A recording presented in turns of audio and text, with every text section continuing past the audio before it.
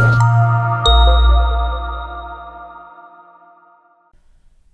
Everybody, मेरो school online learning प्लेटफर्ममा यहाँहरूलाई स्वागत छ। आज हामी क्लास 11 को म्याथमेटिक्स सब्जेक्टको च्याप्टर 1 अल्जेब्रा अन्तर्गतको लजिक एन्ड सेट च्याप्टरमा छौँ। आजको यस भिडियोमा हामी लजिक च्याप्टरमा हामीले पढ्नुपर्ने डिफ्रेन्ट टर्मिनोलोजिजहरूको बारेमा पढ्न जानेछौँ। ढिला नगरी ती टर्मिनोलोजिजहरू के हुन् हेरिहालौँ। भनेपछि आज हामीले के टर्मिनोलोजिज पढ्छौँ त यहाँ हेरौँ। टोटोलोजी भनेको के हो, कन्ट्राडिक्सन भनेको के हो, कन्भर्स भनेको के हो, इन्भर्स भनेको के हो, कन्ट्रापोजिटिभ भनेको के हो र लजिकल्ली इक्विभ्यालेन्ट भनेको के हो भनेर यिनीहरूको बारेमा पढ्छौँ। हेरौँ त सुरुमा हाम्रो के छ, टोटोलोजी 1 नम्बरमा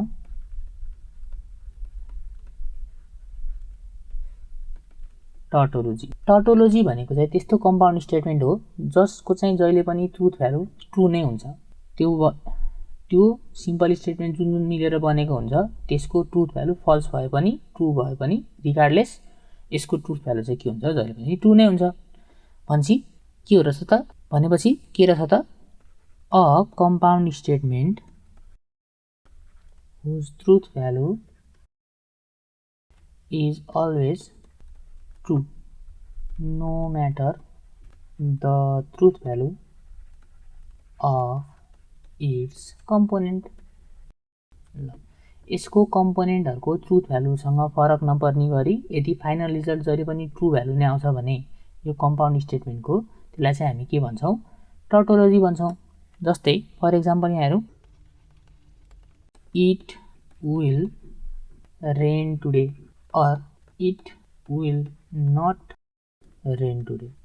अब यो स्टेटमेन्ट चाहिँ आज पानी पऱ्यो पनि नपऱ्यो भने जहिले पनि ट्रु हुन्छ, किनकि आज पानी पऱ्यो भने it will rain today true हुन्छ, अर्को कारणले होल स्टेटमेन्ट ट्रु भइहाल्यो।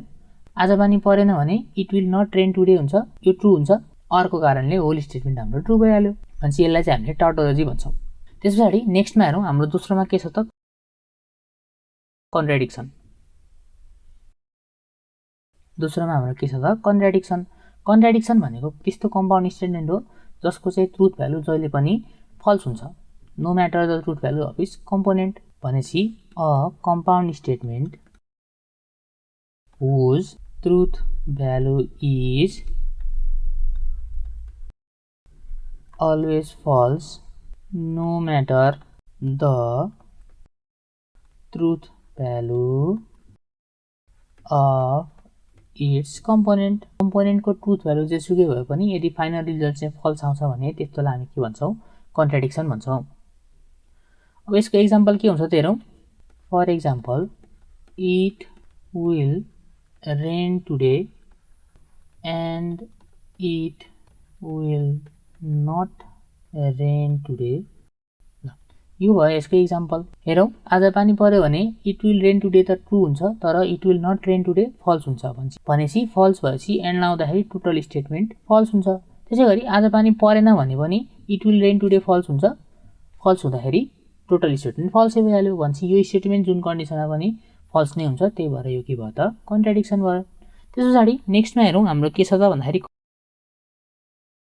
कन्भर्स।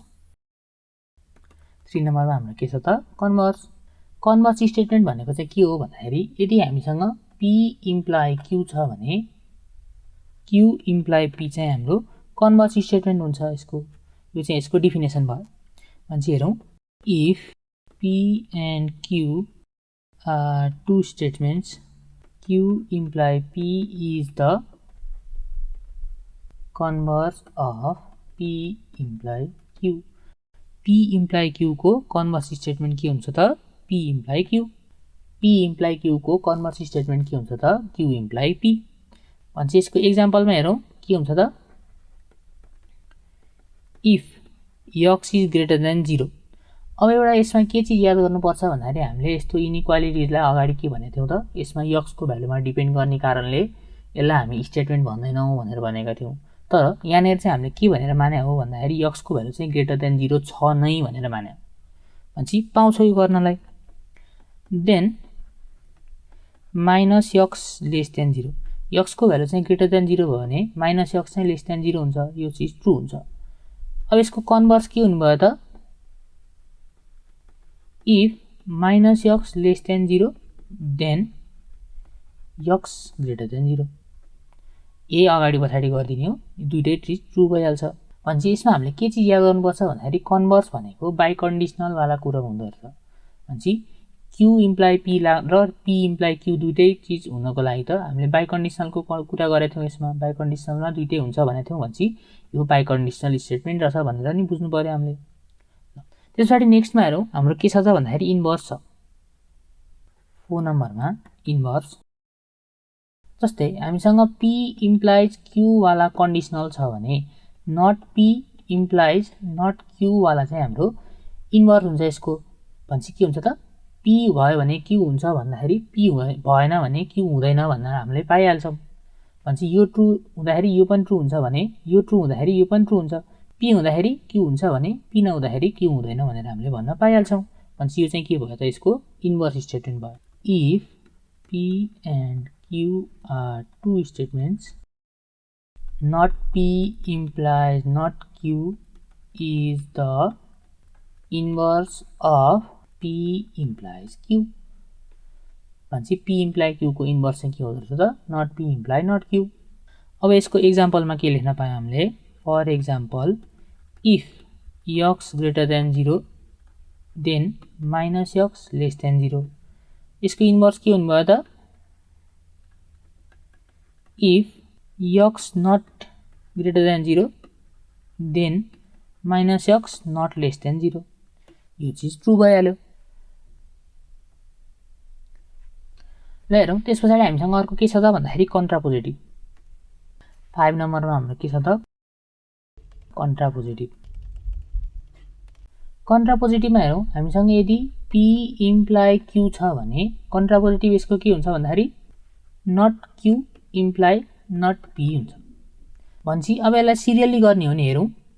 P इम्प्लाइ Q छ हामीसँग मानौँ, यसको कन्भर्स के हुन्छ Q इम्प्लाइ P हुन्छ। यसको कन्भर्स के हुन्छ।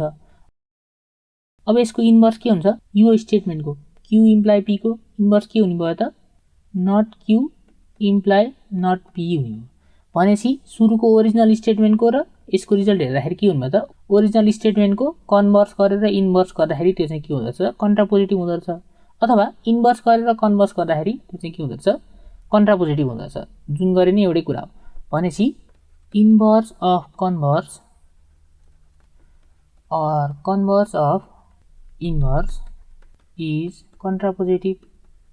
भनेपछि if P implies Q is statement not Q implies not P is its contrapositive। भनेपछि यो भयो हाम्रो कन्ट्रापोजिटिभको। अब यसको हामीले एक्जाम्पल दिनु पर्यो भने हेरौँ।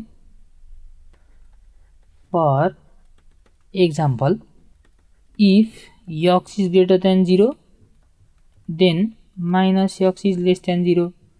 अब यसको कन्ट्रापोजिटिभ के हुनुभयो त if minus x is not less than 0 then x is not greater than 0। यो स्टेटमेन्ट पनि ट्रु भइहाल्यो। त्यसबाट हेरौँ नेक्स्टमा हामीसँग के छ त भन्दाखेरि 6 नम्बरमा लजिकल्ली इक्विभ्यालेन्ट।